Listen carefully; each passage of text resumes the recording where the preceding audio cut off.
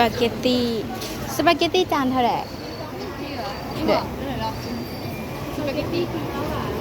เดี๋ยวอ่า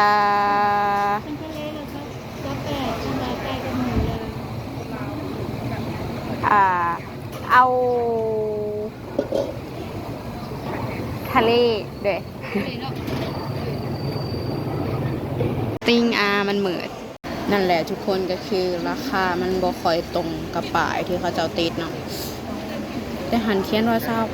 20,000สปาเกตตี้โบโลเนส20,000แต่เฮาสปาเกตตี้ผัดขี้เมาทะเล28หมายก่อนตัดสินใจมากินยำแท้เนาะ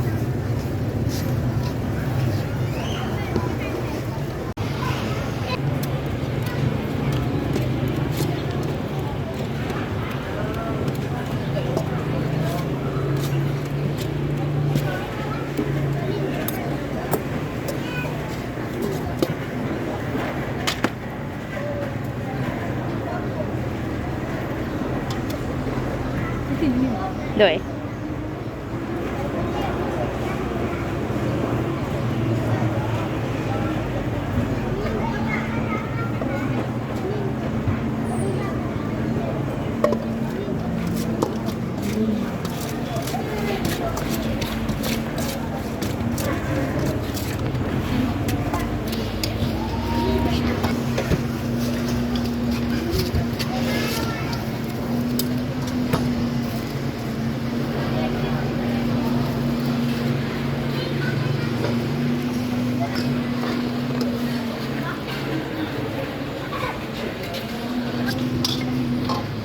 ตริงหาเนาะหาโตเนาะ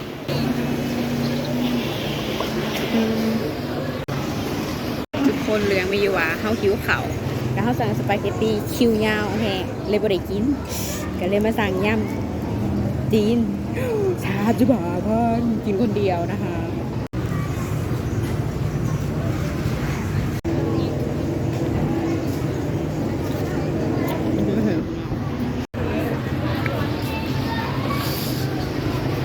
ซื้อข้าวเหนียวนี่ค่ะเมื่อจะตื่น